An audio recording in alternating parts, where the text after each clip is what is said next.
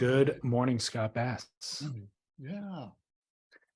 Big news for our listeners this week. Thanks to Thanksgiving in the US and Black Friday, NVS Fins at surfnvs.com is having a 25% off all Apex fins for Black Friday sale.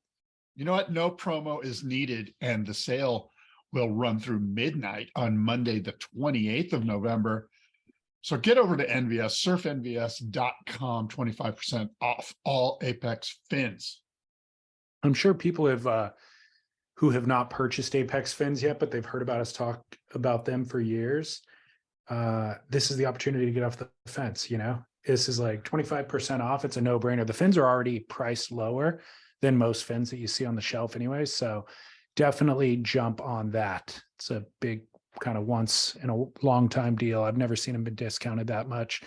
And then waterwaystravel.com as well. We've got an update there.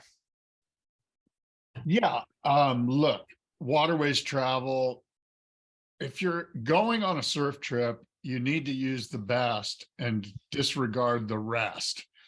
And Waterways Travel and waterwaystravel.com, Sean and Brian and the crew over there have been doing this for not a little while. We're talking probably north of 3 decades, maybe more. 1994. So almost 3. But you talked 2 or 3 weeks ago, you pitched the idea of we should do a listener surf trip. I reached out to Brian and he had just landed in Tavarua 2 hours prior to getting my email. So he's like, dude, I'm just getting settled here, but I love the idea. That timeline totally works. You had mentioned April would be a good idea.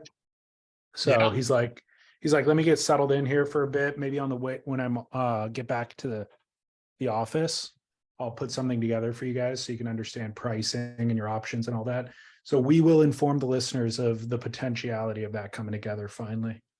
That sounds killer. A surf trip with David and Scott.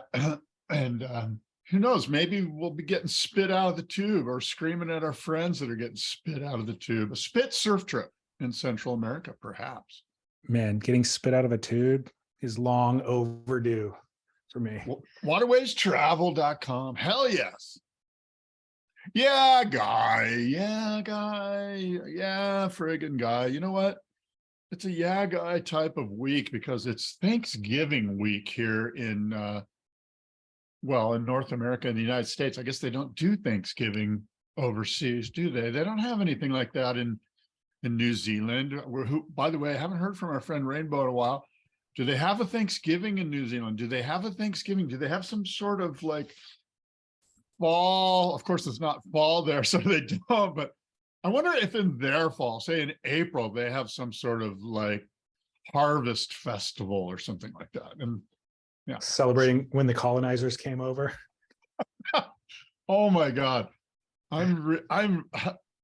am fascinated by human history, man. It's just fascinating. It's so funny that you mentioned Rainbow because last night I had the same exact thought. I was kind of getting ready for today's show and I'm like, I haven't heard from actually it was when I saw AG1 and I saw New Zealand and that made me think of Rainbow. So I need to send him an email, check in on him. Yeah, I hope he's doing well. I hope we haven't put him off. Maybe we put him off somehow. Who knows? He's got rather thick skin, though. I doubt we've done anything wrong. You know what, though? Even my favorite podcasts, I get burned out on. Listen to them for a few years and then take a couple years off. So no hard feelings either way. People also missed us last week, Scott.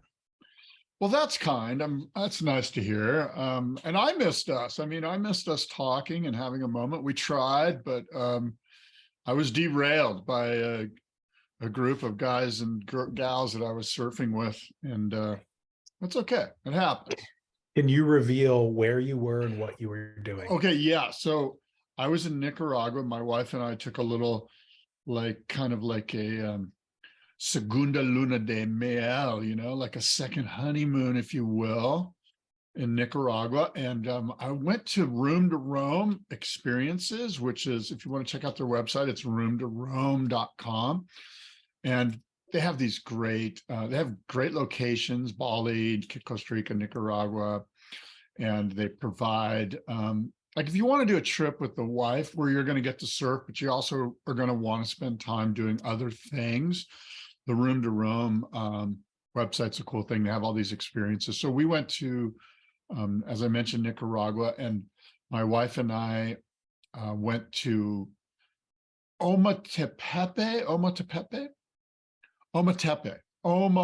which is in the middle of Lake Nicaragua. There are these two volcanoes, and we had just a great, God, what a cool place this island in the middle of Lake Nicaragua is. You're staying on an island in the lake? No, that was just one of the day trips we took. Oh, okay. I was staying on the beach at Playa Gigante, which is right next to all the surf spots.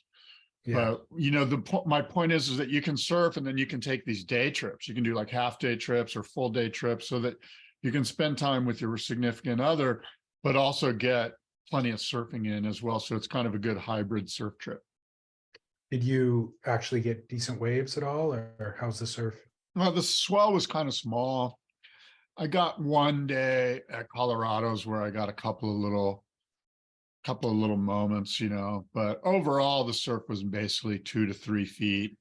Nothing too special, but it's always special, you know, like 2 to 3 feet, warm water, fast peeling, zipping little beach break. It was fun, you know. Just staying busy, like surfing multiple times a day, catching waves, like just getting back in the rhythm like that. We don't get a lot of opportunities to do when you're at home going through your daily life and your work and everything else. Exactly. So that's good. Yeah, it was good. Good. Well, lots to catch up on. We've got a big show today.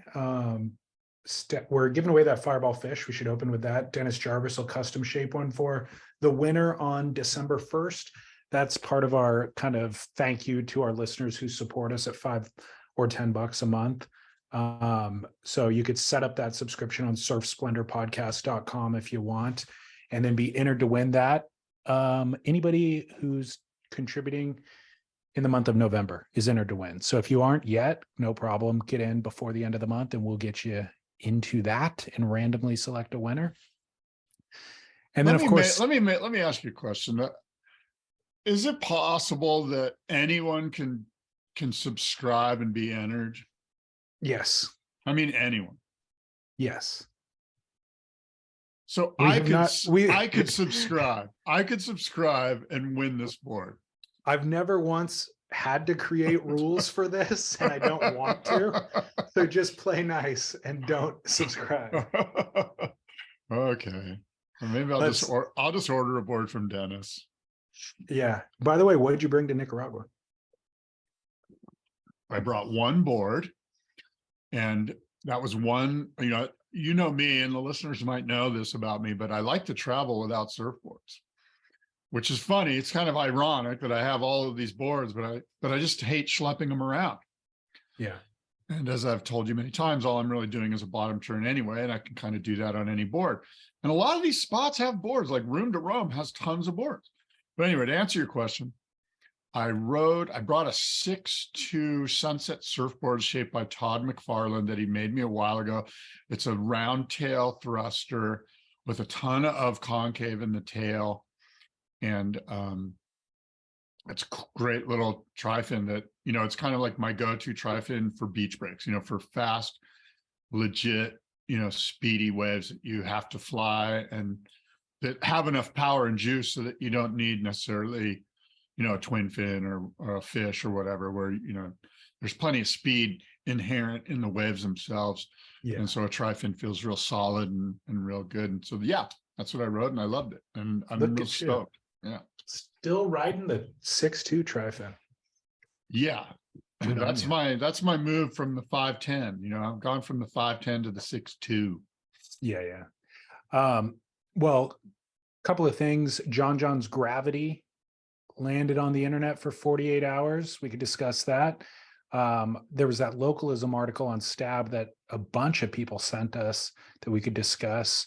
I had not received so many submissions from listeners, like as many as that article. at, Yeah. like 10 or 12 people messaging me Yeah. about that. And then of course, Stab High wrapped up in spectacular fashion, I thought, for episode 4.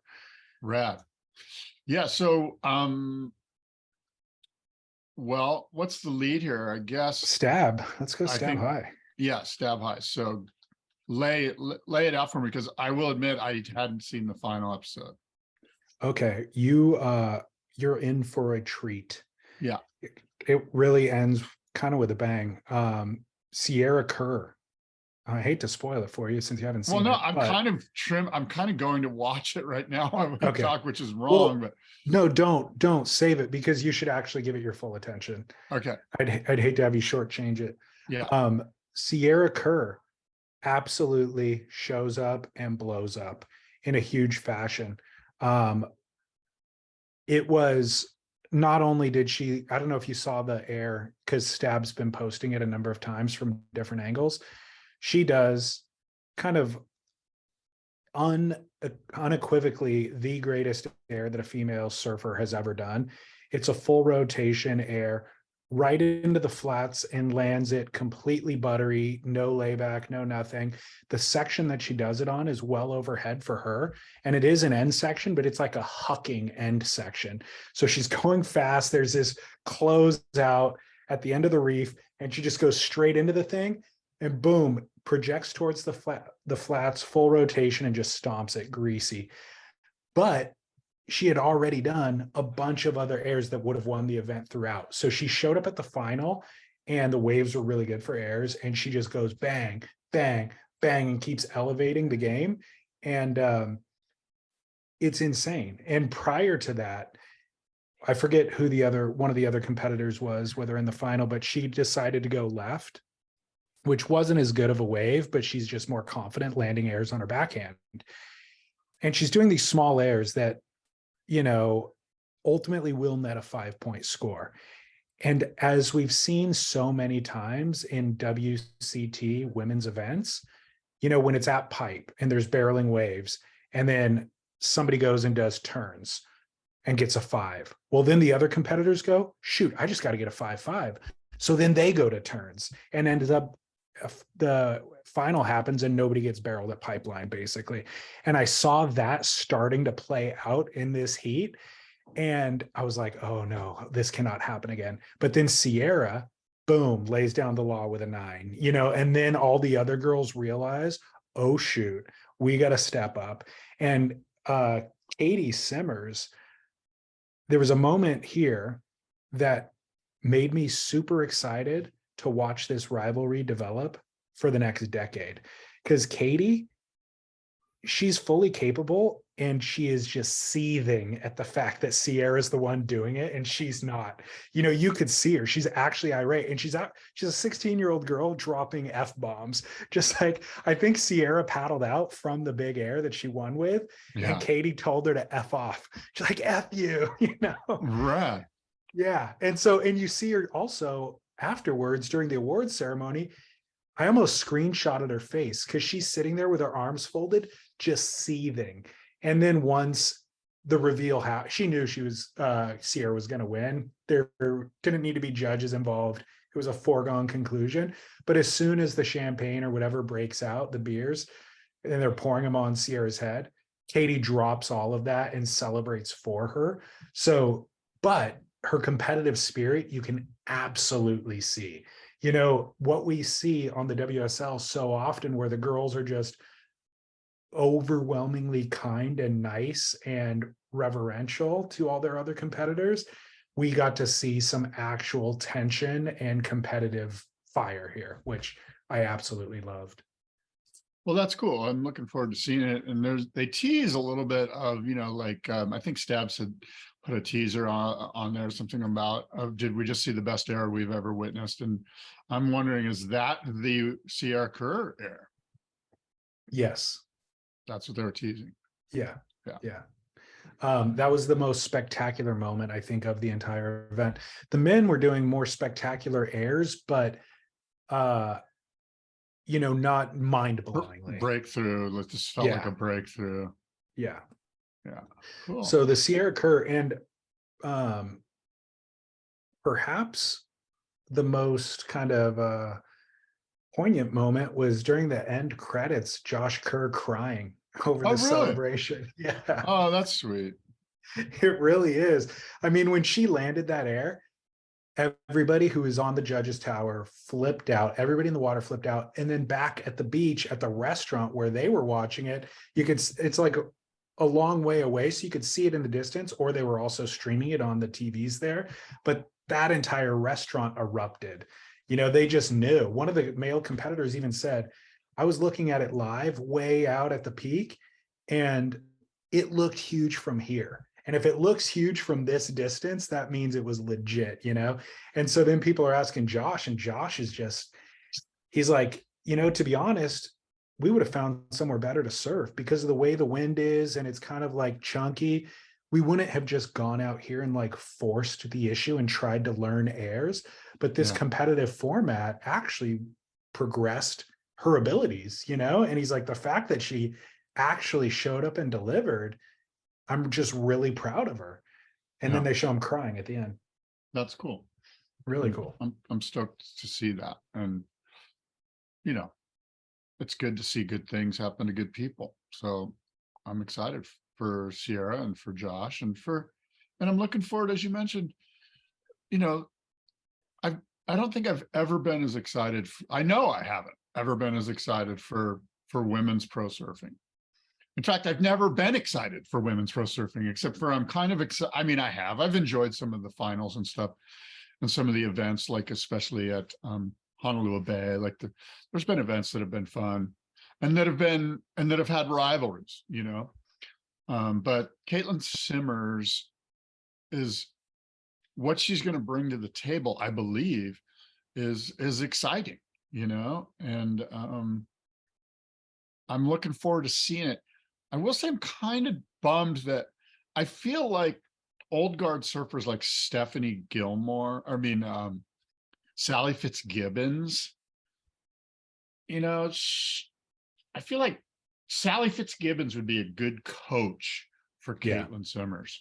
You know what I mean? Like she's done it all, and I don't think she's ever won a world title, but No. but even She more has more reason, seconds, even more. than anybody.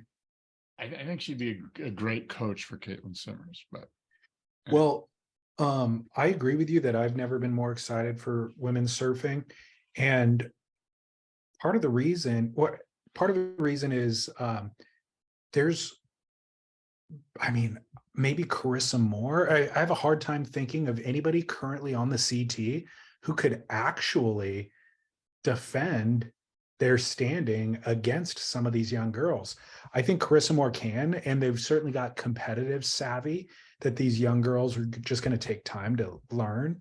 Carissa's game is really well rounded, but that air game that these young girls have is a whole different dimension, And it feels like the Brazilian Storm did a couple of years back, where maybe 5 or 7 years ago, where it's very exciting and we could point to the airs, but you could always still say, yeah, but they don't have as well roundedness, or maybe big waves, they don't have that. A couple of these girls, I feel like it won't take long. Caitlin Simmers, Sierra Kerr, it won't take more than 2 years for them to develop a little bit larger body so that they have the power, a little bit more comfort in big waves, and they could be bringing it to the Chris's of the world. yeah, I hate to project a problem, but I'm hoping this doesn't happen. But for Carissa to be threatened, the judging criteria and the judges need to be in a mindset that and the girls need to be told up front, we're going to be scoring airs heavily, because it's very easy for Caitlin or for Sierra Kerr. Is she even on the tour? I don't even think she is. But my point is that the young guns, the young girls, what does Stab call them? The Ladybirds. Those girls can easily get stifled by the judging on the CT or even the QS, by the judges. But first of all, they're kind of in awe of Carissa Moore. So you're in a heat with Carissa, and Carissa's getting 7s and 8s by just ripping. which is what Carissa does. Well, if you're a ladybird, you're kind of like, okay, I guess that, that's going to get me through the heat, or, like, I'm just concerned that they're going to be tamping down the progressiveness that you and I are so eager to see on the women's side of the equation. And I'm hoping that the judging lets the women know, hey, this year, like, don't hold back. You will be rewarded, The You judges, can it's get the 1-8 with one aerial and let Carissa do 15 off the lips and she'll get a 7, well, the most progressive surfer in the world, I'll go, there's 3.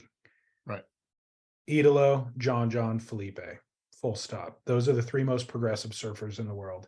And the judges tend to reward those surfers. And it's the same judges that judge the women's side of the tour. So if Caitlin Simmer shows up and she is achieving a greater degree of progression as defined by those top surfers, then you would think that they would reward that. I agree. And that's what we're hoping. I'm just, like I said, I hope I'm not projecting negatively on what could occur, but I sense that it happened on the men's side of the equation, say 7 or 8 years ago, where it's like, okay, we got all these, like even Josh Kerr is a great example. Josh Kerr's on tour and here's a chance for a guy to kind of up everyone's game. And just as a competitor, you get kind of lulled into, okay, there's a good left there and he's getting 8s on those lefts. So I'm going to go get those 8s. As opposed to, hey, the reason I'm here is because I want to lift the whole sport, and maybe to my own detriment or to my own career, but I'm going to go out there and try to bust some stuff. That's why I'm hoping that the judges kind of convey, hey, look, we want progression and we're going to reward you. I want everyone to know up front, for the women, this is going to happen. If you do one incredible air, you're going to be in the 8 and 9, you're going to be in excellent range just with one good air. And then that's going to put Carissa on notice. So she's like, oh shit. Like, I just think, anyway. Well, I would love, this goes for the men and the women, but for Stab High to include some of the CT surfers in these events. Could you imagine if Carissa Moore was in this event with the Ladybirds? It would be insane, And I think that Carissa clearly has the talent to where she could level up to do some of this. And then on the men's side, I would love to see how Felipe Toledo stacks up against Robbie McCormick and Matt Miola.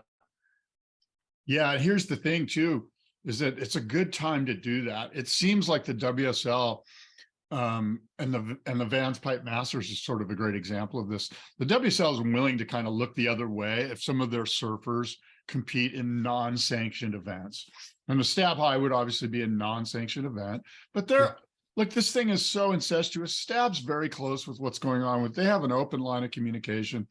It would probably be good for the WSL in the same way that the Vans Pipe Masters is good for the WSL. If they allowed those girls to do it, they should do it. If they don't already have this idea, David, your idea is excellent. Let's see a CT Stab High. Absolutely. Or just include some of the surfers that are interested in doing airs at that level in the event. I mean, how many people are in Stab High? What are there, like 12? I think there was, like probably 12 women, 18 men, I think. Yeah, there's like, whatever, 6 heats of 4 or 10. So point is that you split it or you do 2/3, but you're right. You definitely want the Matt Miolas and the Albies and those guys, the Chippa Wilsons in it. And then you bring, whatever it is, let's just say it's 50-50. And then you bring Kalohe, Kanoa. Doesn't even have to be. Doesn't have to be mandated at all. No, but I'm just saying what I think the more CT guys you have, the better as far as the results of that Stab High CT, how they manifest themselves on the actual CT will benefit professional surfing. You see what I'm saying? Like, I do. If you get that mindset of aerials and getting scored high on aerials to half of the field that CT guys, when they go then to the CT, they're not going to be as 3 to the beachy. Yeah. If that's a thing. For the record, the WSL did attempt to do this with Josh Kerr at the helm pre-COVID for about 2 seasons. Forget Red Bull Airborne Tour, I think is what they called it. But it was really half baked. Exactly. They did it at CT stops in the middle of the event on days that would have been lay days for the main event. And they did invite non-CT surfers to compete in the event, but it's nowhere near as well formed as Stab High is. Exactly. So kudos to Stab High. Kudos to the girls for really showing up. I mean, I'm telling you, I would love if Sierra Kerr actually tried to qualify for the tour, because like I said, that potential rivalry between her and Caitlin Simmers is just so Legit. interesting to me. Well, their personalities are so different, you know.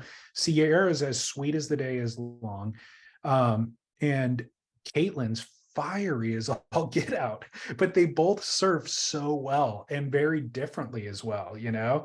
I'm just psyched on it. I want to see more from both of them, and I'm really excited to see Caitlin show up on tour this year. I think she's going to really disrupt. Yeah, she's like, who was that ginger Aussie guy that was just a fireball? Mick Campbell. Yeah, Mick Campbell. Mick Campbell punching Andy Irons in the shower. Yeah, in Japan. Well, on the men's side, do you know who won?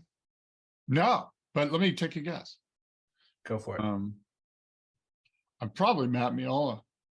It's an unlikely candidate. Unlikely. Okay. I don't know, Matthias Hardy? No. Aaron Cormican 2.0, Florida's own Robbie McCormick. Oh, wow. Yeah, that I would have never even, yeah. Aaron, remember Gorkin?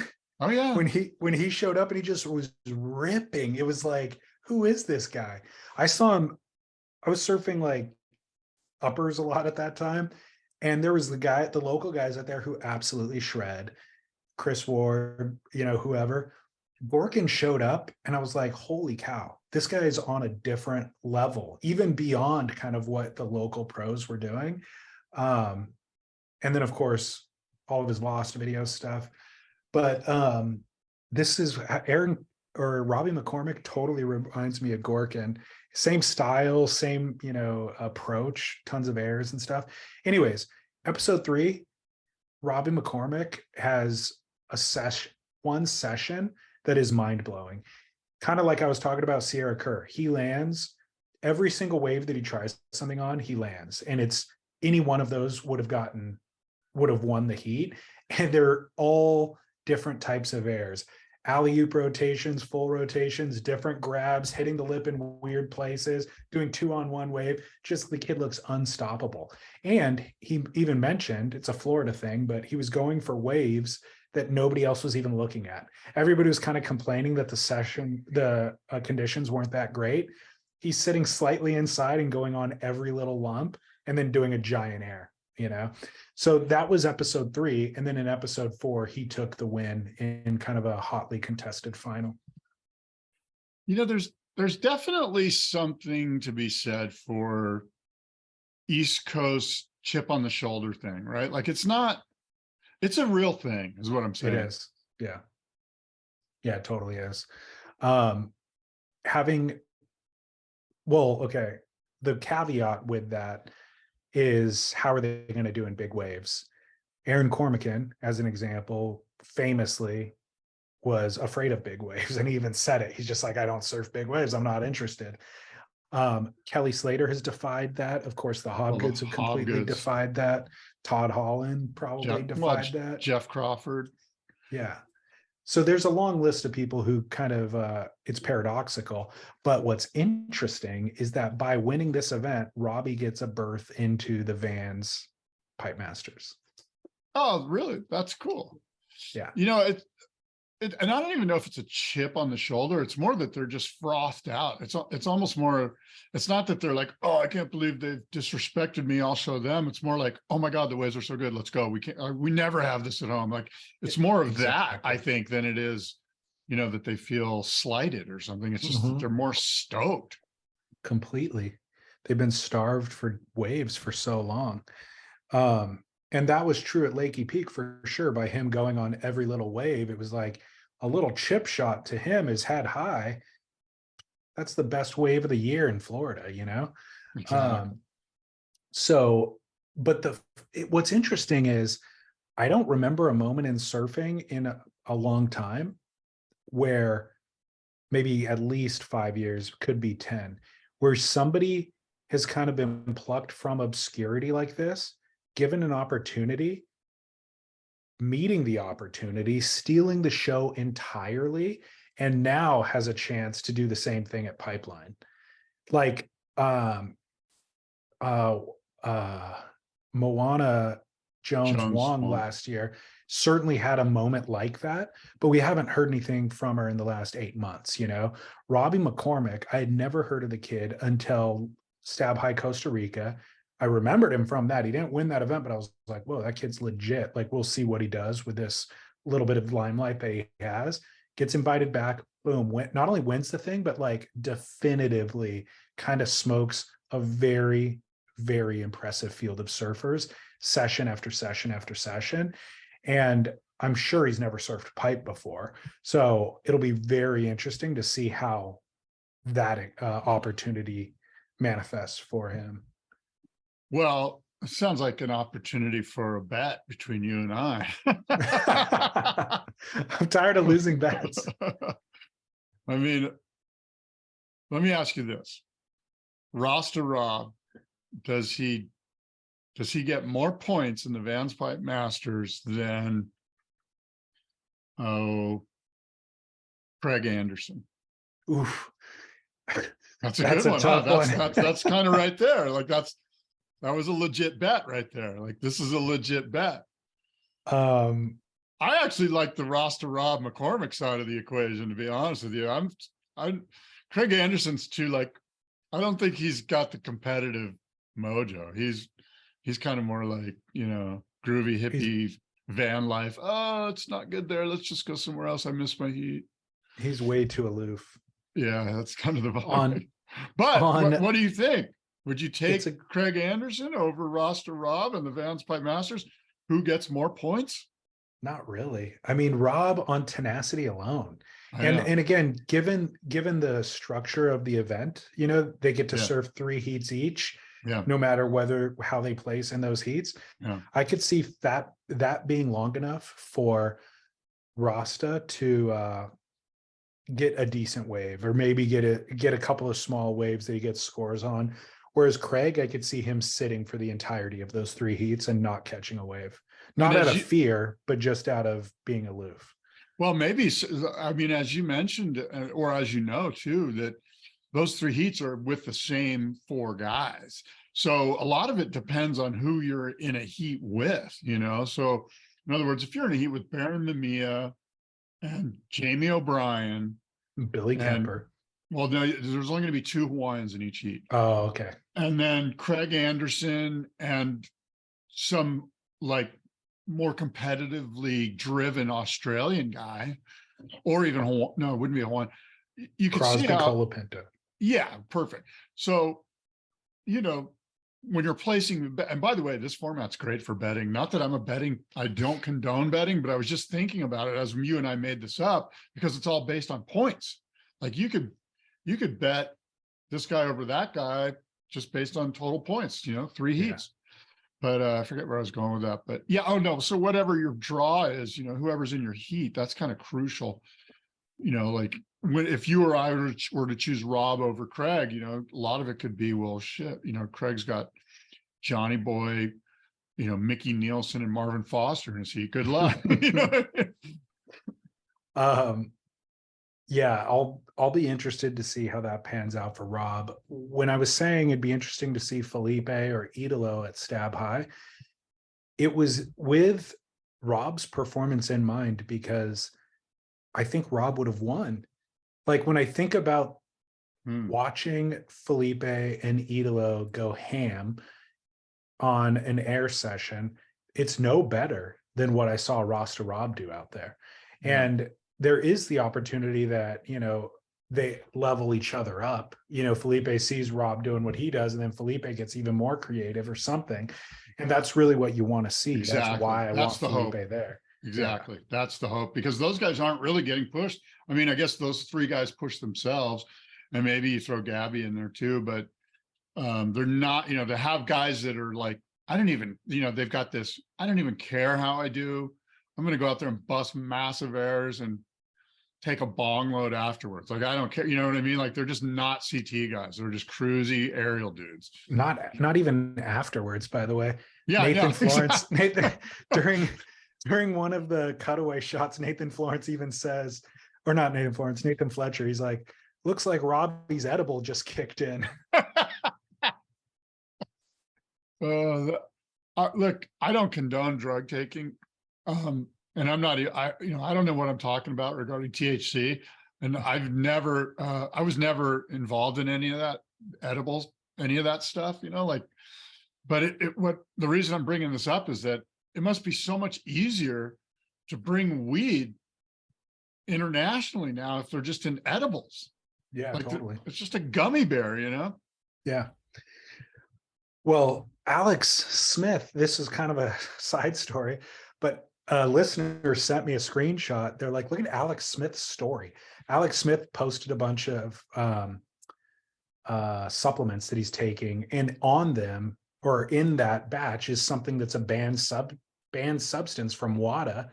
And presumably the WSL runs on, I think they've even stated as much, that they run their drug testing based on WADA's criteria or whatever. Policy. Yeah.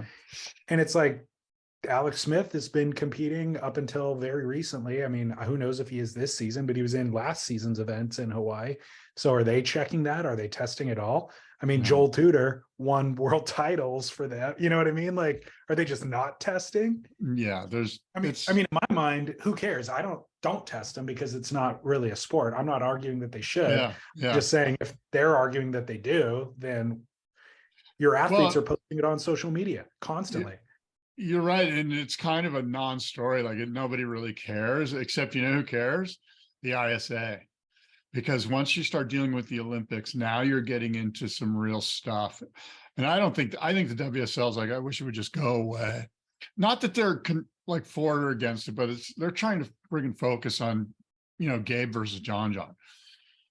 So that's kind of like shouldn't be at the top of their priorities. But for the ISA, for Fernando Aguirre, that's a situation you need to monitor. And I'm sure they do. I'm sure they have a full staff of guys that are just like sending out emails. Hey man, we saw your Instagram. What the hell are you doing?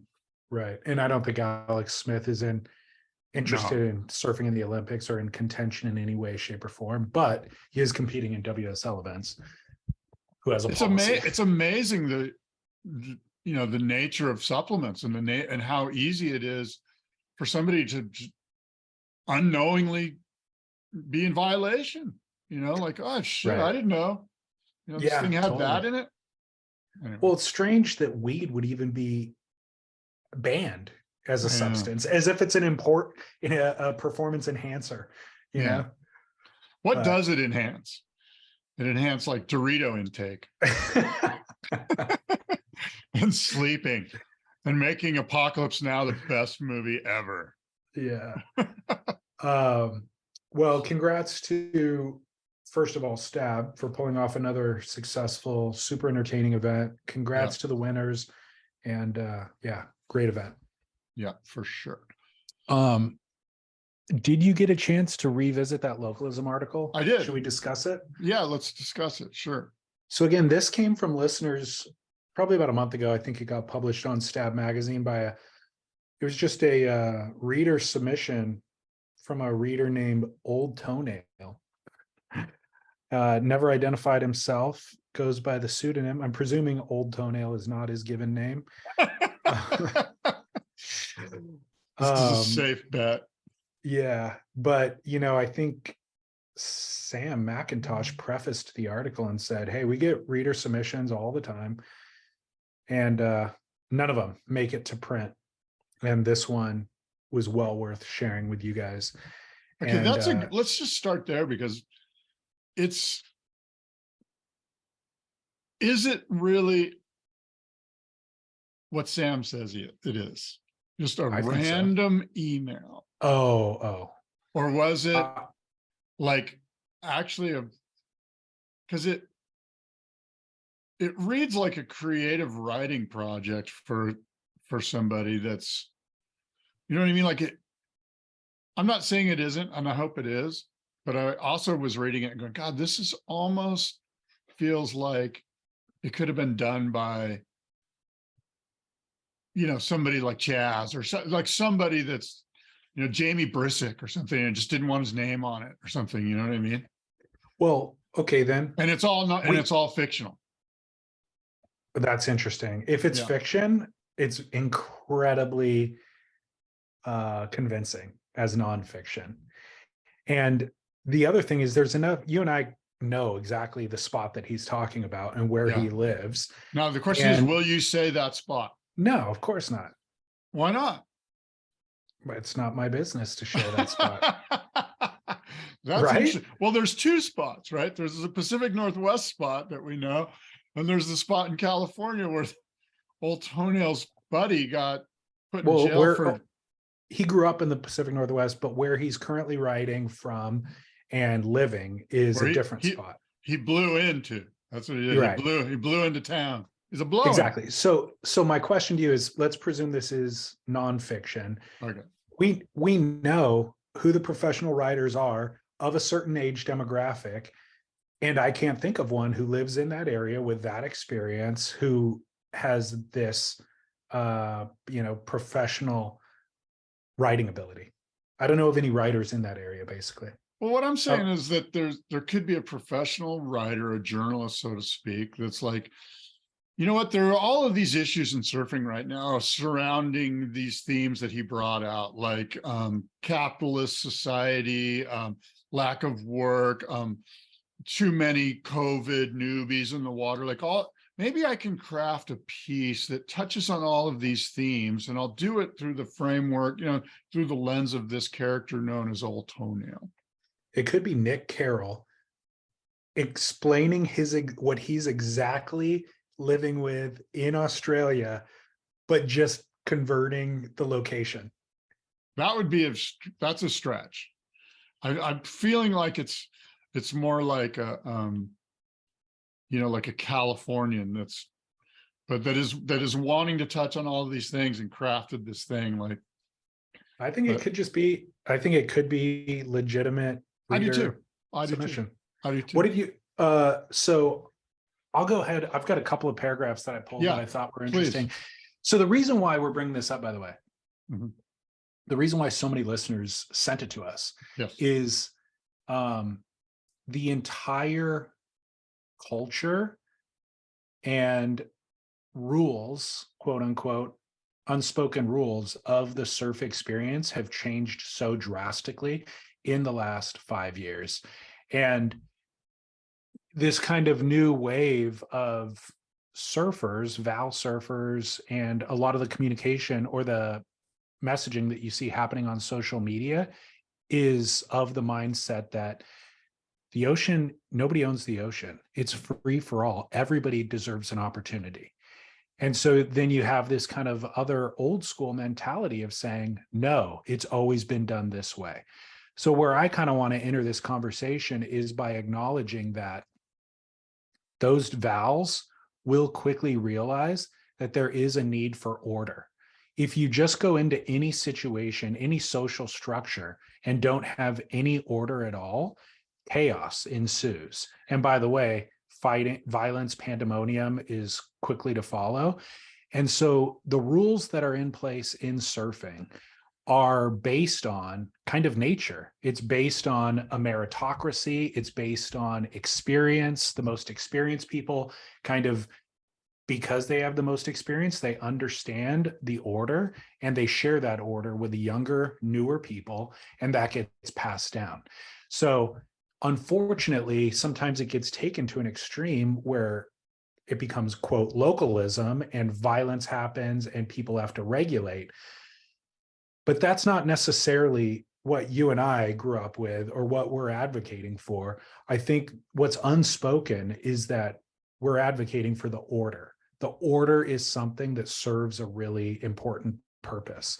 And so this article, I think, does a good job of kind of defining the order and the lack of order currently, and then where those things have clashed along the way. And with in a specific part of California where it is localized, and the locals have not been able to adapt to the times nearly as quickly and are now spending time in jail, essentially. Yeah. So, go ahead. Well, my gosh, this thing was so hard to unpack, which is why we kind of like we've been holding off on it. But I will say this, that Old Toenail is sort of speaking to four things that have sort of all come to a loggerheads, which is an entirely new crowd of people because of COVID, right? So we've got all these newbies in the lineup, right? We also have, frankly, California has a lot of waves that aren't consequential. In other words, you don't see this story playing out at 10-foot blacks or at Mavericks, or frankly, even at, I can't speak for Santa Cruz, but my point is there are a majority of California waves are the type of waves where these new crowds can just kind of come and show up and pop in the lineup and bounce up and down. Yeah. In addition, one of the things he touches on is, which has been going on forever, which is the gentrification of coastal real estate. And so Totally. in addition to these new COVID idiots, you also have only wealthy people being able to afford not only buying homes, but renting homes along the entire coast of California. I mean, it's just ridiculous. Yeah. And so that's the case at Old Toenail's neighborhood, which you and I frankly know is, probably the last blue collar rundown shithole neighborhood in coastal California, south of Point Conception. So those three things add to this, to Old Toenail's anxiety. And there was one other one, but I kind of forgot. I was jotting it down, but I lost. Let me read a couple of the quotes, because I thought that some of my favorite writing in the piece says, quote, "The whole way the media covers local boys having their say in their own communities is BS. They positively glorify Hawaii and Tahui and all that, always giving up service to the dudes people have to pay in the water and the, quote, pecking order at Pipe or whatever. But the moment we try to keep people from being dangers to themselves or others in our hometown, we're told we're being effing a-holes. My people have been here thousands and thousands of years, and I'm supposed to lay out the welcome mat for anyone who shows up, no matter how disrespectful and dangerous they are." It's a great point. It is, but yeah, I mean, on face value, yeah, that makes sense, but you have to look at the context of it. I mean, in Hawaii, the United States of America imperialized and colonialized, Pacific Island chain, right? And with California, I'm assuming that Old Toenail, and he mentions it, that he's of Hispanic descent. And so, before there was Hispanics, and don't quote me on this, but I believe there was indigenous Indians, and, the Spaniards were brought here by Cortez. So, I mean, how far back do you want to go if you're going to ask for respect? Yeah. Well, I would presume Old Toenail's argument was, I'll respect whoever's been here before me, and I have. And that's why I'm in the situation that I'm in now, as I've always respected everybody. Now these people are coming up and demanding to be able to do whatever they want, essentially, without paying respect. Well, again, I think that points to the waves of consequence thing. Like, I totally get it. He's right. We're always like, well, me personally, by the way, I'm not a big fan of, I mean, look, on its face value, like if we kind of pull out 30,000 foot level, violence is friggin' lame on any level. We need to have civility. We need to have discourse. If we disagree to a point that we need to take it to an arbiter, we do that. But if the idea that punching people is a good idea, there's always somebody with a bigger fist. And eventually, I think we've learned through hundreds of thousands of years of human civilization that the smart play is to have law and order and let Well, that that be. totally. And that's actually Toenail's argument, and the arc of his narrative is that he's absolutely come to that conclusion. But what's embedded in all of that is that there is order out here. It doesn't start with a punch. The punch is the last resort. And so you have these interlopers, these new people, literally for the first time paddling out to a spot and abandoning respect and regard for all of the order. And so how do you, and then you try See, to what I'm educate saying, them, you try to let them know, and they're defiant. They're the ones who are coming at you, you know? well, And what I'm so saying then is that in respect to what you mentioned, which is we, bow down to the concept of Tahui and localism in Hawaii is okay, but it's not okay yeah, here. I again point to waves of consequence. Like the Tahui is snapping at guys like me and you, like really good surfers from Florida and from France that just show up and like want to paddle out and have the ability to paddle out pipe and catch waves. They're not snapping at the newbie guy that's on a foamy, at wherever, like in Waikiki or whatever, you know what I yeah. mean? So it's kind of apples and oranges is what I'm getting at. And in addition, that's where the waves of consequence thing comes in. The waves are going to sort out everybody in Hawaii. It just sorts it out. Whereas, if you're looking at 2-foot campground here, San Leo campground in Encinitas, you're going to get all sorts. The demographics are going to be wide and varied. Well, he goes on to say, it ain't even about localism anymore, because the days of smashing everyone's car up that you didn't go to school with have been gone for 30 years. It's about people who live here having the right to regulate what behaviors are tolerated where we live. Surfing is so weird, right? Like everyone feels entitled to do whatever they want whenever they want. Can you imagine another sport with this attitude? Like driving to basketball courts in Compton, charging onto the court in the middle of a game and demanding that you get to play in whatever game you want, or charging onto a golf or tennis court like you own the place and have every right to do whatever you want.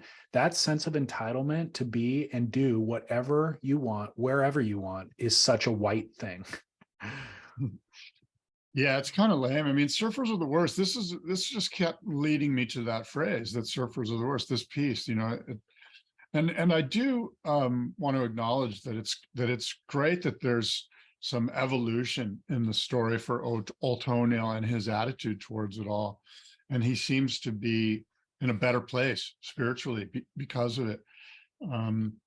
But that particular paragraph or quote is one that you and I've used before. I've used it many times, the basketball analogy, and it kind of comes down to, like, it kind of comes down to what am I actually going to do? Like and I ask you, David, what would you do if you saw a guy paddle out and just start going on everything and not acknowledging that maybe David's next in line for the wave? I paddle, it happens regularly, and I paddle down the beach and just surf Right. not around that But person. what if you're just like a one P, like, a reef break that's kind of like one little zone? At a certain point, I'll probably burn him and just say calmly why I'm burning him. Yeah. After I burn him, if he has something to say, just be like, dude, you're way out of line. You're back paddling.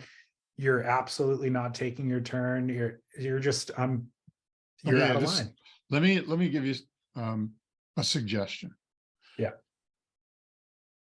What you might consider doing is, if they're behaving like it's a sport, like they're just going onto the basketball court and they're just going to grab the basketball and start laying up hoops, then I'm going to do that as well, because apparently those are the rules that this person wants to play under. And so I just do that. I just play like I just grabbed the basketball. Yeah. And then what's going to happen is they're going to go, hey. And then this is what you do. You go, oh, I didn't know. I thought that's how we were doing it. Tell you what, how would you like us to proceed? And I'll do it that way. Do you want total chaos? Do you want the guy on the inside to, no matter what, get the next wave? Because I'll play that game. Or do you want to wait and let people take turns? You tell me. Now you've given the guy the power. He gets to lay the rules, and I'll play by any of them. Yeah.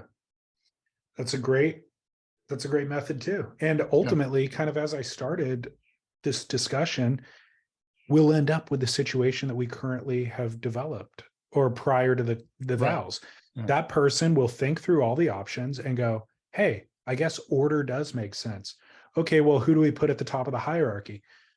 The one who knows the most about this thing. Let's put them at the top of the hierarchy. Like, we're going to end up right where the vows entered the situation. But the vows saying your hierarchy is wrong and not presenting, to your point, an alternative set of rules that we can all agree on are better, is creating pandemonium and chaos.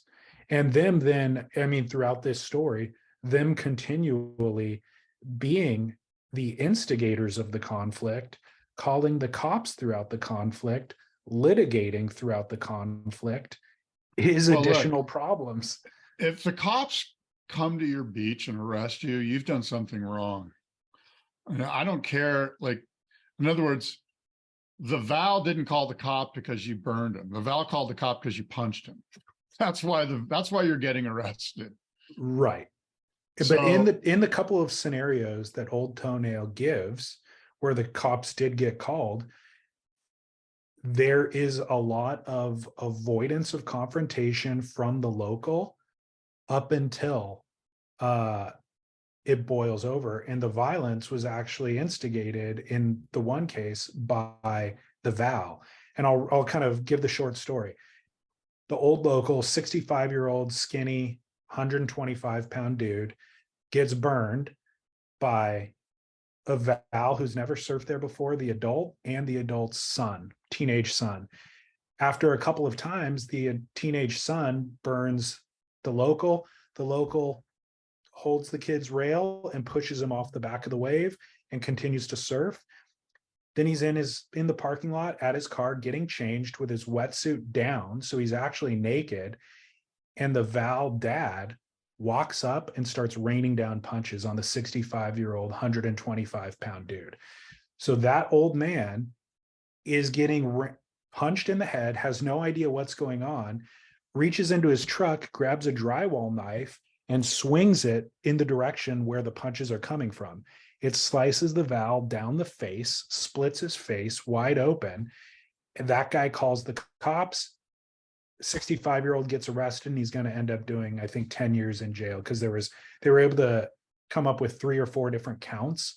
So assault with a deadly weapon, all that. So in that specific example, and it's literally the people, the witnesses who saw it were like, we see a 65-year-old naked male, literally he's naked, getting beaten by this 45-year-old. Yeah, that seems like the DA is probably going, we don't think we have a case here.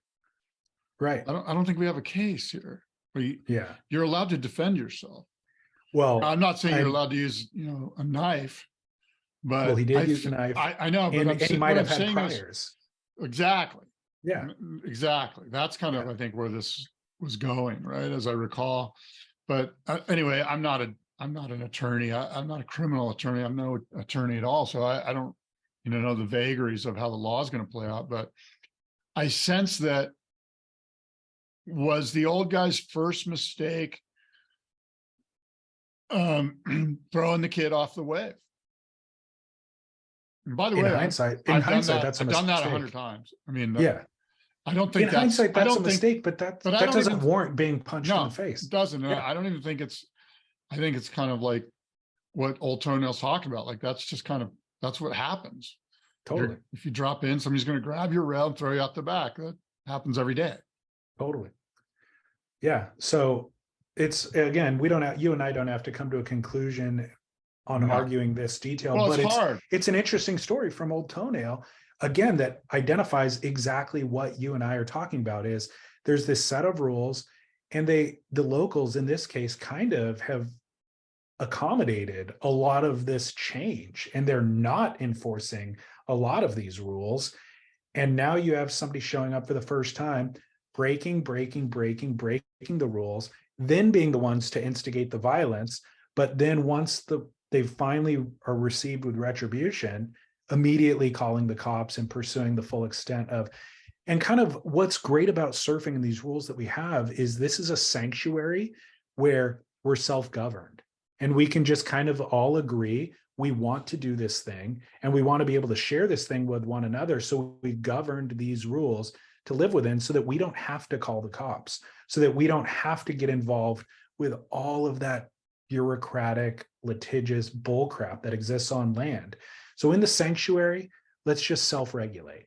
But now we're having these kind of interlopers show up and bring all of that litigation and all that stuff, you know? Yeah, look, it's been a litigious society. I mean, I remember even in the 80s, the very first case, it was in Carlsbad, the very first case of surf localism where a surfer got arrested, put in jail. You know, I think he messed with a lawyer, which is a bad move. Yeah, totally. But, you know, one of the greatest things, besides how great, the reason that this is a great story isn't because I both agree and disagree with some of the sentiments here, you know, and I think everybody that grew up surfing can relate to what O'Toole trying to say here. It's not that we agree with everything he says, because I disagree with some of the stuff he says. Like there does seem to be a poor me kind of victim thing, like, you know, especially like in reference to capitalism, you know, in the reference to, hey, everyone's coming here with all their money, you know, and it's just so generalized. Look, I'm sure there are some trust funders that never worked a day in their life that bought a Tesla and a van and moved to wherever O'Toole lives, you know, but there's also people that like you, like me, that are working hard every day trying to make ends meet. And it's tough for us too, you know? Yeah. But, you know, so, Well, you know, once you start getting into like sort of white entitlement and all of that stuff, it gets kind of weird. But it exists, you know, there's no doubt it exists. I think, yeah, his end of that last sentence I read, which was doing whatever you want, whenever you want, is such a white thing. I don't think that's necessarily true. I think that's a certain type of white people that do that. And it's also a ton of darker skinned people who have done that as well throughout all time and all lands. Well, look, so what that really, it's a racist statement to even say that, but it is, well, hold on, it is specific to a group that he is talking about. Hold on, let me tell you this. What? You know this as well as I do. I'm just finishing a book. It's a great book. I told you about it already. It's called Empire of the Summer Moon, about the Comanches in the plains of Texas. And one of the main themes is this manifest destiny of the colonialists, the settlers that were in the East that moved west for freedom, the Homestead Act, go west, we'll give you as much land as you want, clear the friggin' west of the Indians. And that was when I say our, I mean European settlers that came to America and moved west. That was which you and I are part of, you know, more, unless your family flew straight to LA from Hungary. You know, our ancestry is part of that movement west, and that whole manifest destiny thing, that whole thing this was given to us by God, and we're the chosen ones that are going to take over this land. And by God, we're going to do it. And oh, by the way, we have this new thing called a repeating pistol, and you're fucked. And so I'm not blaming you or I or the color of our skin or our ancestors, but what I'm saying is that theme and that concept of manifest destiny and moving westward and being individual and taking what is yours, it's your chance for full freedom. It's a real thing. It existed. I mean, it was promoted. And I think that's he probably doesn't even realize it, but that's when people say, that's awfully white of you. I think they refer to that sort of 1850s, maybe after the Civil War, 1865 to like till now, really. When we moved west, manifest destiny, screw all the Indians, we're taking over. We're gonna every single treaty we sign, we're gonna fucking tear it up, and we're gonna keep on moving until we take over this nation. Well, I'm not ignorant to the fact that some of those ideology and sociological structures are kind of embedded with me and how I operate throughout my life. They probably are, to a, not a huge degree, but they probably are. But I don't think of them as my sole ancestors that I'm inheriting my traits from. I think of humanity as my ancestors too. And the Native Americans who lived in America, I also identify with. And I might not have as direct of a bloodline with them, but if you go back far enough in my worldview and religious view, we all came from the same place. And so they are part of my ancestry as well. And so there's kind of a humanity that I also have embedded in me that is sympathetic towards both sides, like you said, of this specific argument. The manifest destiny thing, sure, it's probably embedded in my family's thought process and all of that. And when I go through my professional life, I am trying to conquer all and like take as much as I can of the pie, but I have humanity as well that's embedded in me, you know? So for sure. I was just speaking specifically to that one line that it's awfully white. When people say it's awfully white, and you and I go, wait a minute, man, I was just born 25, I'm only 50 years old. Like, don't lump me in with those people. It's part of that bigger narrative. And I understand like what manifest destiny is, but there's also been dividing and conquering through all of humanity. There's no doubt.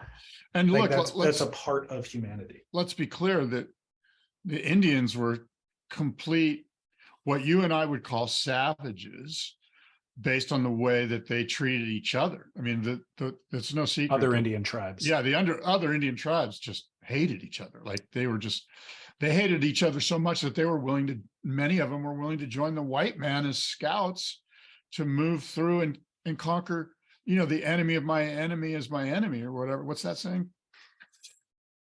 The enemy of my enemy is my friend. Right. Or alliance. Yeah. So further kind of going down the list of bullet points that old toenail makes. We're going down some major rabbit holes. Hold on. These are worth discussing. Show. What are we talking about? It's like we're professors at some Cal State San Marcos or something. I don't know what I'm saying. He said another thing that he says is the thing about localism back in the day was that it worked. You made stuff unpleasant enough to where people actually take their recreational opportunities elsewhere. So that's another important detail, is that it doesn't work nowadays. And so your example of if somebody was hoarding the peak where I'm surfing, what do I do? And I say, I go the other way, because first of all, I have the option. The places I surf are kind of crappy beach breaks where there's waves up and down. So I can go surf elsewhere, but also,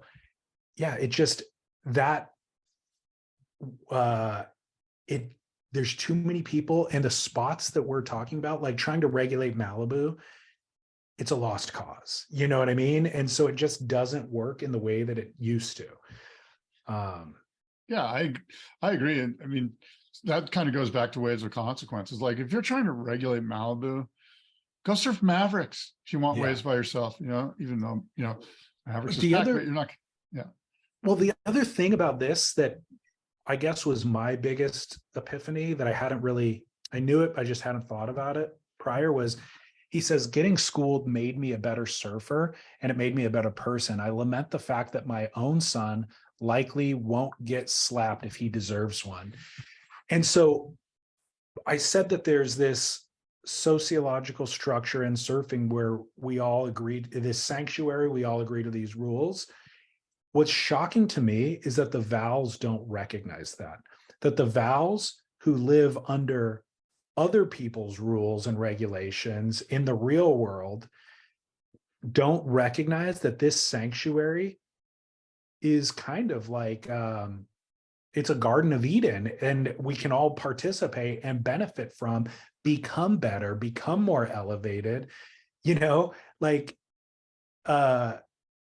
the CJ Nelson, who I interviewed a week or two ago, uses the word nobility. When you saw Steve Coletta in the lineup, you're like, oh my gosh, there's this noble elder that I can learn from. Oh my. And then if he happens to acknowledge your existence and tell you not to do something or to tell you to do something, that was a gift. The fact that Val's enter this scenario now and be like, F you, old man, and then punch him on the beach, or don't respect any of that, what that person has learned over the years. This is a sage. This is Yoda. We have a Yoda in this world. The other world that you live in on land is designed in such a way that it can't develop Yodas anymore. We have this sanctuary that develops Yoda, and you're just going to completely disregard it. That's what blows my mind about the Val mentality, is the lack of understanding that this is even a sanctuary, Yeah, and you and I have spoken about this before, and some of the commentary is great, right, in this article. Like some of the stabbed reader commentary is really good, and one of them kind of speaks to the last bit that you just mentioned. And this guy Jeff Collins says this. He says, "Hey, great article. One problem now, and maybe even during the past 10 or 15 years, is I think a lot of these new surfers started surfing as adults. So they didn't get a chance to learn the ropes by the older kids in the lineup.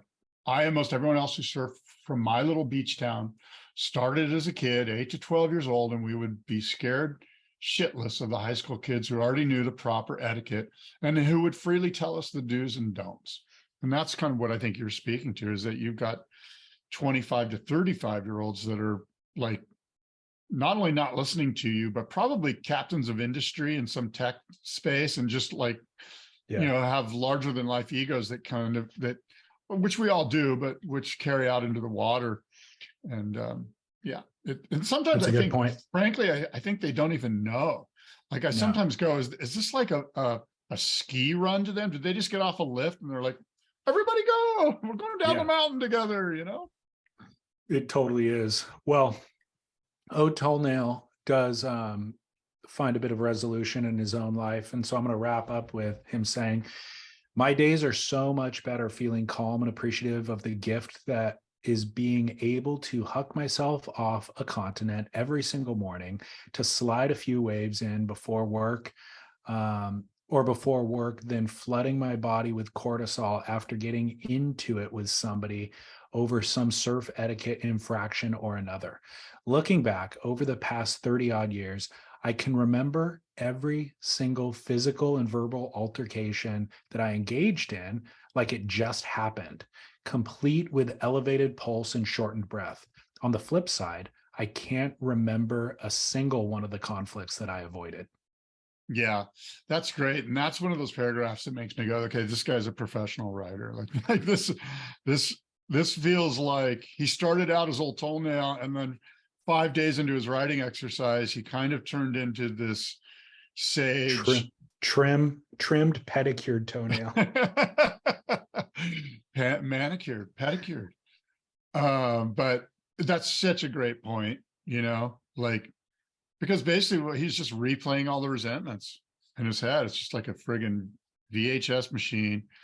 And all this, when you're having a good time and there's no conflict, there's nothing to replay. It's all good. Yeah. It's also, again, to your point about how good of a writer he is, even before that, before he presents the conflict and before he closes out with the resolution I just read, he bookends with the Tesla experience. First line is, "Did you know that Teslas record everything?"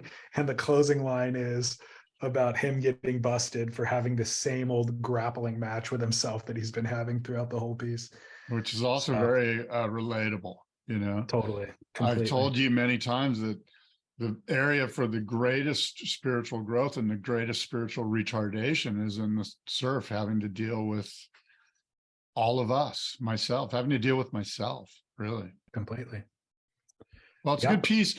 The other thing that's of note, a lot of people saying, hey, more of this type of writing. Sam, can you get more of Old Toenail back into the Stab lineup of features, and or have other people, just other readers, send in their stuff, and again, we'll see how that plays out. I, for one, sense that, again, I'll just repeat what I already said, is that I think that this guy, I think there might have been some embellishment so that he could get and crowbar a lot of different themes into this one piece. That's fine. And I think the answer to those requests is that there aren't a lot of great writers. Writing is a talent. There's not a lot of great writers who understand this level of kind of nuance of surfing. And those who meet those qualifications, you can only write about it a few times. There's only so many themes within surfing for you to extrapolate. And so all the writers' names who you and I know have already written about it, arguably for 20 and 30 years, and they're out of topics. And I know you can write, but you're not incentivized really to write. I can write. I just really don't have the time or the interest in writing. If there was a magazine that had a paycheck attached to it, I might dedicate a few hours a day to doing something, but there isn't. And so I devote that creative energy into doing what you and I are doing, Yeah, you bring up great points, and it's all true.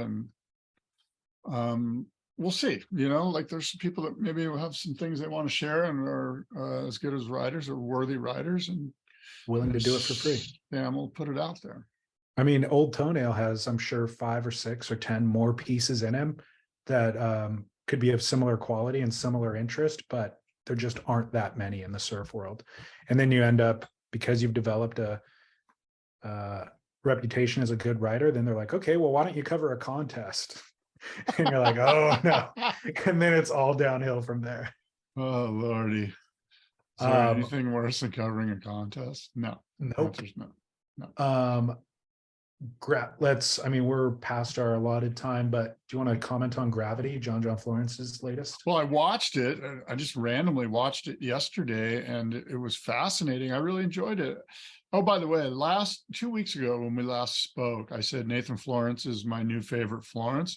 And I'm going to retract that now after watching John and Nathan and Ivan Florence in Gravity, and just make a blanket apology that was just ignorant of me to say, because after watching John surf in Gravity, you're just like, holy crap, next level John rail gouges and aerials and tube rides. And to wrap it all up, the thing that sort of like is the gel of the piece, right, is the gel of the Florence brothers, is that there's just this great humility and sincerity. There's this great sense that they're still seeking and still want to learn, and aren't like all, oh yeah, this is the way it is, don't you know who I am?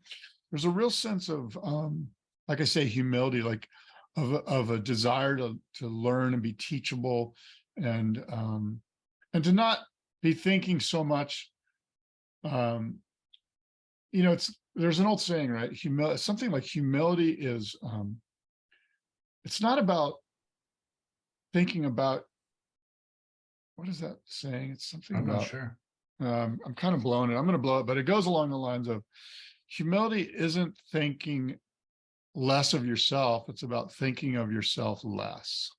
Oh yeah. Love it. And that's what I get from the Florence brothers. The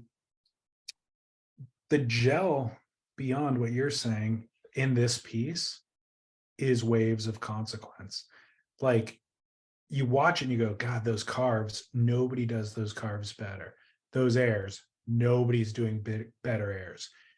And then you can argue like, oh, well, what about Robbie McCormick? What about, no. The waves of consequence. Robbie, I've never seen Robbie on a wave that big, and I've never seen Felipe on a wave that big, much less going for the air section and then doing an air that big. And then obviously the best barrels, right, on crazy waves. So everything that you can kind of point to, power, her in the comments section, power, speed, power, Florence is what somebody said. That's so great. Like, the speed, the power, the flow, but the airs, the carves, the barrels, all in waves that are freaking harrowing, like it's crazy his adeptitude at doing a big open face carve on a wave with a crazy double up under it. And he's just like, it's Felipe at trestles. Well, the other thing that you and I often talk about is that, I would, argue that 80% of his aerials are functional maneuvers where he continues his speed. Like, it's not just like, oh, made an aerial and raises his hands. He's then pulling into killer little frothy barrels, coming out, doing roundhouse, then doing another. And it's all part of his line of sight. It's not like one thing. I'm going to go out and do one thing. It's like, it's all connected on one, it's amazing. It's unlike anything I've ever seen. And the clips are quick. I mean, it's a 20-minute piece, but there's got to be hundreds of clips in this piece. And every one of them, you're like, dude, this would have broke Instagram if it was an individual clip. Great pacing, right? In the edit, it was Great really music. great pacing. Yes, super good music. Fun. It was fun. Kept you Interesting. engaged. Yeah. Yeah. Really good. Well, there was one clip in particular. It was a 3-wave clip, back to back to back. Baron Mamiya getting a crazy one at backdoor. And you're like, oh my God, who is that? It kind of looked like Julian when he took off, but he was just like so well surfed. And then he comes out, you're like, oh, it's Baron. Camera pans out, John falling from the sky on a wave that's bigger and crazier, falling from the sky, right, hits the bottom turn, just pulls up under the lip, and you're like, oh, that's a crazy running section. Only John would make this work, goes flying out the barrel. And then there's another long running section. And you're thinking, if you've ever fallen and barely made a drop like that, your feet are out of place. You don't know what you're doing. If you make it, it's pure luck. But he comes out of that with enough awareness and skill, obviously, to where there's another crazy running section, and he runs the length of that thing. And by the time he comes out, you're like, this kid's a miracle worker. Pan out the back, Nathan's on the third one. Yeah. And it ends up being a closeout, which is sick because they cut to the GoPro shot because he's got the GoPro in his mouth. But you realize it wasn't just happenstance that Baron got the first one and Nathan got the closeout and John got the best one. John is the best. John's out there picking the best. He knows the best. He's the only guy who could do it, There's another great shot that I hope the listeners get a chance to see, and I'm not sure if you'll remember this, but just kind of cinematographically, or anyway, you know what I'm saying? It's a great shot because what happens is, I believe it's John takes off, does a bottom turn at Big Pipe. And then in the foreground, there's this insane backwash and it covers up the entire frame. As he's pulling in, the backwash goes down, the barrel's just peeling. You don't know if he's in it or not. And then he just comes spitting out. Do you remember seeing that and going, wow, that was such, I know that the filmer was like, the editor for sure was like, wow, this is a super cool piece. Yeah. Yeah. Very artistic, naturally artistic. Yeah.